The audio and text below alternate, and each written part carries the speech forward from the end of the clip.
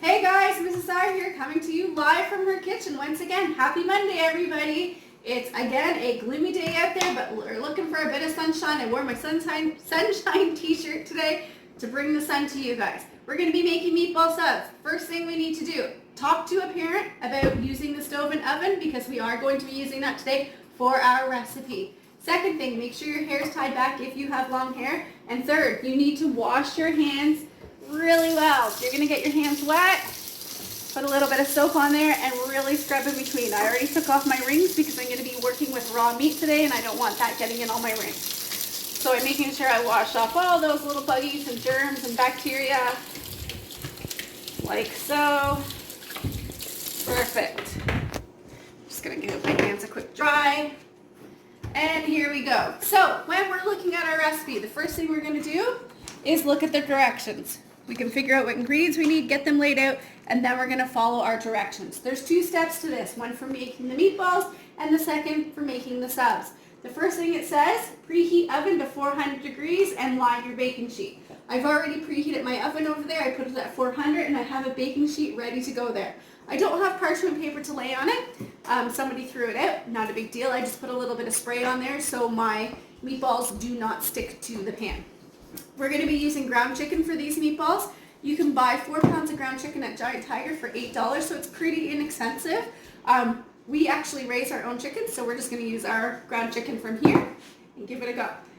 The next thing it says, gently mix together breadcrumbs, meat, garlic, onions, eggs, and salt. So it says we need 2 cloves of garlic, but you guys know how much I like garlic, so I'm going to probably put in 5. So when you're mincing the garlic, you're going to put your hand on top like so. You're just going to chop it down so that you get smaller pieces. Keeping your hand flat and not curled fingers. If you have a garlic press, use your garlic press. That's totally fine. I actually don't like using them because I hate cleaning them. They're a lot of work to clean. And as it gets smaller, it gets a little bit easier to mince. You're going to just wipe it off your knife, pull it back to the middle, and keep mincing. You want your garlic to be pretty small. That's what it means by minced. It's smaller pieces because garlic is a very strong flavor. So we need to keep our pieces small. As you can see, that's coming along quite nicely. Just take your time when you're doing this. We've got nothing but time right now while we're in quarantine.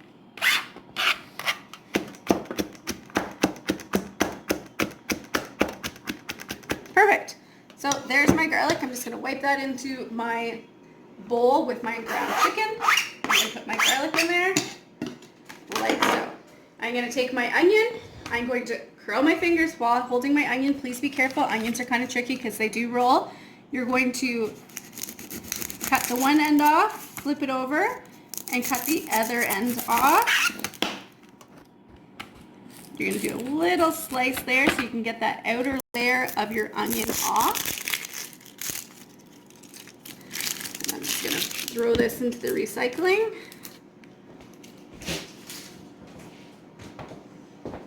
I'm going to flip my board over where it's nice and clean for my onion. Cut it in half so we have a nice flat edge. And then I'm going to curl my fingers. I'm going to drag the knife towards me, making nice slits. We're going to dice up this onion. And you only need about half an onion.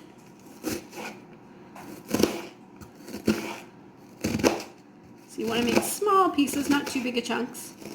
The bigger the chunks, the harder it is to actually mix all together, and then you have big onion chunks, and that's just as good as having big garlic chunks. So you want to keep your chunks pretty small.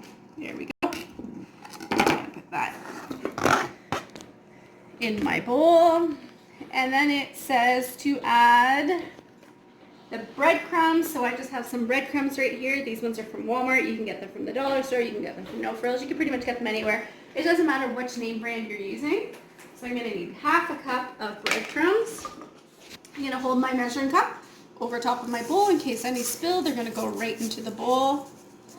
And there we go. A good half cup. I'll probably put a bit more in there. Awesome. Dump it in. Put the lid on so it doesn't dump anywhere. And we just need the salt and pepper. So I have my salt and my pepper. We're going to put 1 teaspoon of salt and 1 teaspoon of pepper. Again, I'm going to hold my measuring utensil over the bowl. 1. And then 1 teaspoon of pepper. The lovely part about this recipe, it doesn't take a lot of ingredients. The most expensive one is your chicken. I typically buy my buns at Loblaws off the 50% off rack. So you can get some really nice deli buns for about $1.50, sometimes even a little bit cheaper. And they still taste really good. So I'm just going to mix this up with my spatula here. And now I'm going to get ready to put my eggs in. So if you're a newbie with the eggs, remember what I said before, just grab a little bowl.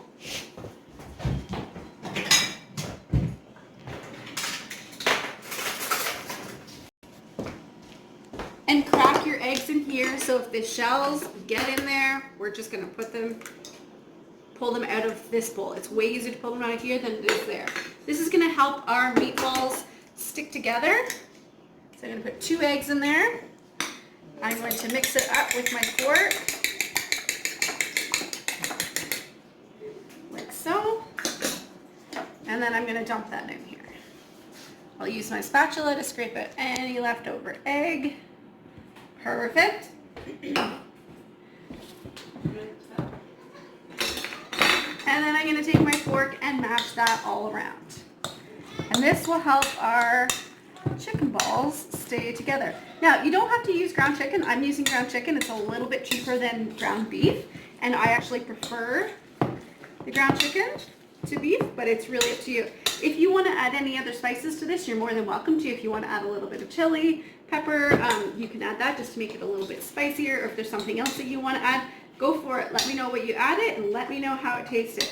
Just remember when you're putting in spices and herbs to only use a little bit. They always pack a punch, so you don't need a lot in it. Okay, you can see now that I've got this really ooey gooey mixture. So what I'm going to do is I'm going to bring my pan over a little bit closer here. I'm going to take my meatballs and just kind of ball it up like that. You can make them as big as you want. If you just want little ones, that's fine. I'm going to make mine about that size. Mine feels a little bit juicy. I feel like we probably could have put in a little bit more breadcrumbs, but they're going to cook just fine anyways.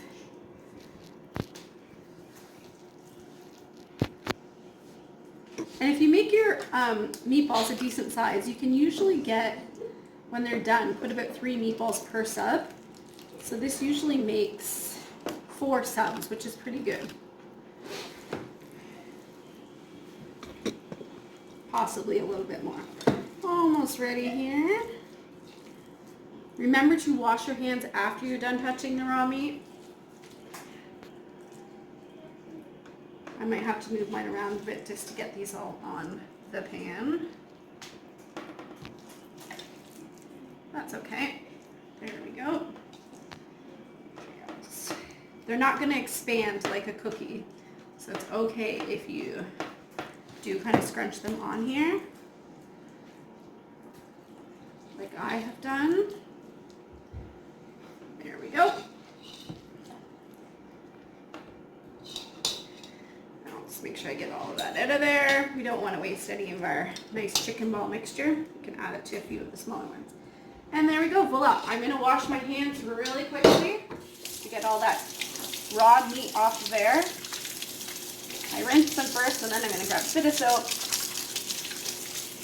And again, wash them off. We want to make sure that we get any raw meat off of our hands before we start touching all of the appliances in our house. Alright, so here we go. I'm going to put these in the oven. It says that it takes about 20 minutes to cook, so I'm going to set my timer for 18 minutes. Check them, see how they look. If they're looking like a nice golden brown, that's what we want. We don't want them to have this pink color. So after I check them, what I'm going to do is take my biggest meatball, cut it in half, and make sure there's no pink inside. If there's no pink inside, that means that they're ready to go. So I'll be right back at you when they're done in 20 minutes. Okay guys, so we still have about 5 minutes left with our meatballs, but while they're finishing up cooking, we're gonna get ready and do the sauce. So I just got a can of spaghetti sauce here, or tomato sauce, whatever you want to use. If you actually want to use just a pizza sauce like this, that's totally fine as well. So I'm gonna pour this in my pan, or pour the can into my pot. And I'm going to turn my burner on. We just want to heat the sauce up a little bit. I'm going to turn it to about 5 midway, like that. I'm going to keep an eye on it. While it's heating, I'm going to get the stuff ready that I want to put on my meatball sub. So I'm going to ask my amazing assistant to go back and grab me some spinach. Please, amazing assistant, Caleb, my lovely son. And while he's doing that, because I'm going to put spinach on my sub, I'm going to cut up some peppers here. So when I'm cutting the peppers, again, I'm curling my fingers, I'm pulling the knife towards me. And I'm going to have my peppers julienne style this time, so that means long and skinny like this. You can dice yours if you would like to, it's completely up to you. So I have my peppers ready. If you want to put multicolors on there, go for it. Thank you, assistant. Like so. I'm going to put a little bit of spinach here on my plate. Get that out of the way. And then I already sliced up some onion. I just saved a little bit of onion from the onion that we diced up earlier. I have hot peppers and I have green olives. I'm just going to cut my green olives in half just so they don't roll off my sandwich. Perfect. Great. I'm going to put this all back on my plate. And I'm going to get my cheese ready. So it says to cut up 1 cup of cheese. I should move the measuring cup off. So remember, when you're using the cheese grater, it's very important that you're watching what you're doing so that you don't cut yourself. Sometimes the people in my house forget that we're video recording, so they just go ahead and start cooking, and it's really hard for you guys to hear. So I just turned the microwave off there. I'm going to grate my cheese, watching what I'm doing so I don't grate my fingers because we don't want parts of our finger in our sub.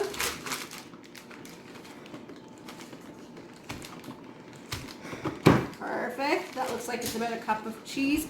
Really, the cheese is, you can put as much or as little as you want on yours. And this is going to be lots of cheese, more than for 1 sub. This will do a couple subs. So I'll put that all on there. Get that out of the way. I'm going to bring my pan over and put my sub on here. And I like to just put a little sprinkle of cheese there.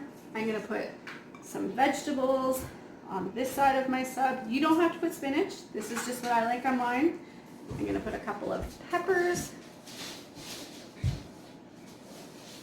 on my sub, a few extra onions, just because I like onions, olives, and a couple hot peppers. I'm going to check, on my chicken ball. And they look spectacular. So I'm going to bring those out for you to see that they are cooked. So what we want to do is we want to go to the biggest meatball, which it looks like it's this one right here. And we're just going to cut through it to make sure that it's not pink inside. So as you can see, that looks pretty darn good. Excellent. I'm just going to grab a spatula out and a flipper. I'm going to stir my sauce to make sure that it doesn't boil up on me and start popping out all over the place.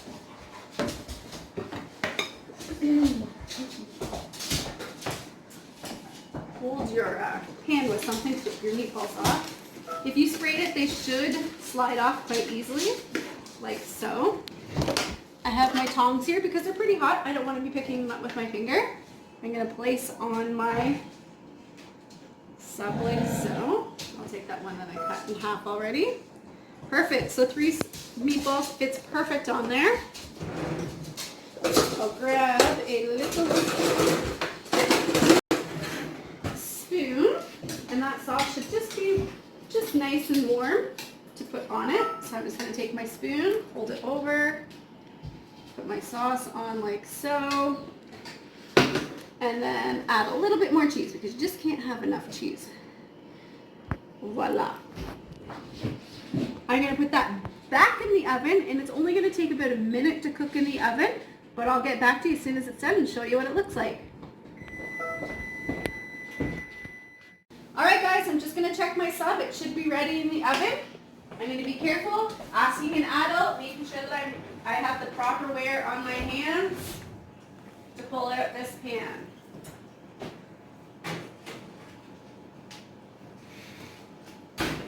There we are. I turned all my burners off on my stove, and I'm going to do the same thing with the oven. Make sure that's off. So everything's off and I'm being safe. This looks absolutely delicious. I'm going to grab this. Be careful when you're pulling it off. And there it is. Fold it over. Voila. Yumminess right there. Can't wait to see you guys next time.